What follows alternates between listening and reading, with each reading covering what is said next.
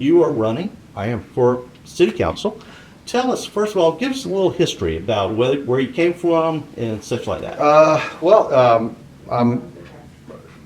originally from Charleston. I was born in Augusta, but I moved to Charleston when I was young, and I spent some time in the military. I am a veteran. I was a Marine Corps veteran. I actually started off. I did an interview with Dana a little while back about but they call hometown hero, which I am not a hero. But this in the article, she was very flattering, and I appreciated that. But started in the Air Force, ended up air transfer service to the Marine Corps, and into the desert. And most of it not fun, but I'm glad I made it back because a lot of people didn't. Anyway, came home and lived in Charleston for the past, since May of 23. I met my wife, now wife, 9 years ago in Charleston, and we lived on James Island for quite some time.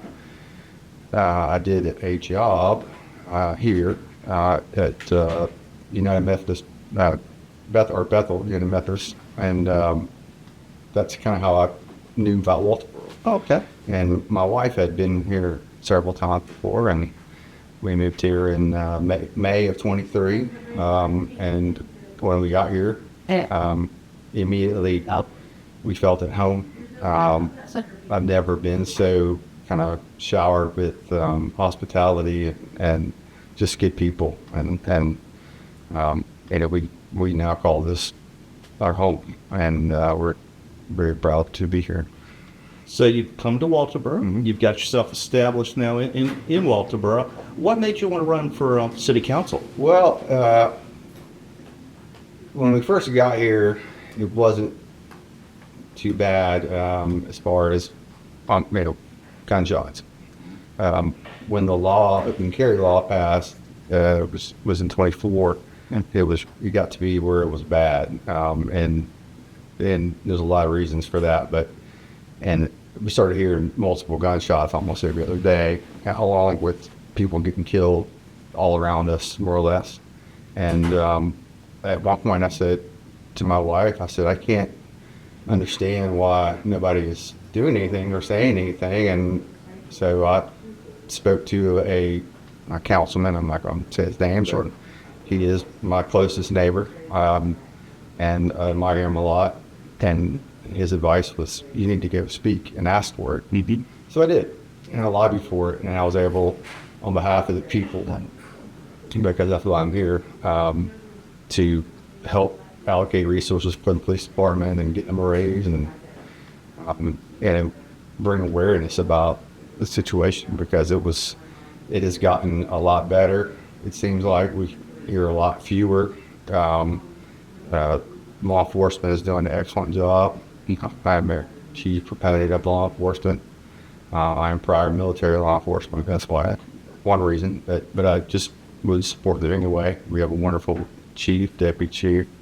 They're all excellent people. That's, and I had, I guess if it doesn't bother me to speak, I'm more nervous talking to one person than I am running 5,000 for some strange and odd reason. I don't know why that is. But, people would tell me, you should do this. You should, well, first they say run for mayor. And I said, I don't know if I want that quite yet, or if I wanted it at all. But after lots of prayer and, just thought, I decided to run, and along with the help of some other current councilmen, they have kind of guided me, along with some other very intelligent people that are smarter than I am. So I'm just, in a nutshell, but there's priorities why I'm doing it, but sure we'll get to that. That would be. Gotcha. Now, as far as law enforcement and helping with the general temperature of the community right now, also with some of the infrastructure changes, what would you like to see done with some of the infrastructure here? in Walterboro, specifically maybe the Island Creek Basin and sewer and such? Well, I have this QR code on my signs if anybody would like to look at it, and it has a kind of a list of things. Mm-hmm. That is definitely one of them as far as infrastructure goes. And Yeah. the list is, my number one, not to get too far off topic, but my number one priority is safety. I want to continue to allocate resources and help infrastructure as it is with the first responders, law enforcement, fire department, EMS, so on and so forth, because that's critical. If we're not safe, we can't have grace. Without safety, if people don't feel safe, then why would they want to invest any money in anything? And as far as to answer your question, the second priority would be, I want to see government transparency, and I want to see government accountability. There's been resources allocated, grants. It's very difficult to find information about where money goes and what it's spent on, and you don't have to be an MIT graduate, it seems like, to work the website that the city has. In my opinion, and the consensus of most, is that it's not good, and that needs to change. And as far as the infrastructure goes, we absolutely need it. But we need revenue. That would be my third priority as a segue, is to promote the growth of businesses, existing and new. Both because we need to give people incentive to want to come here. And that starts with it being A, safe, and B, there being opportunity. And there is, because it's coming. Whether people want it to or not, it's coming this way. I've been approached by quite a few people from Charleston and Somerville that ask me, what's going on? We're thinking about maybe moving their business here and that kind of thing. And that's an answer that I have to give. I kind of have to watch what I say, because I don't want to tell them, oh, it's good, it's great, and it is. But there's, like you said, to answer your question, and I'm kind of going on, but there has to be a reason. There has to be a reason for people to want to come, and there has to be a reason to want to invest in infrastructure. And there is, if there's allocated resources for that, then that's what they should be used for. Right now, I don't have any idea what they're being used for. I think the majority of people don't know. They want to know, but they don't. And that's what that's where the accountability and the transparency comes from. Because we're just because you're an elected official doesn't mean you get to keep secrets. And I'm not saying that they are, but I am saying that it's extremely difficult to find information. Got it.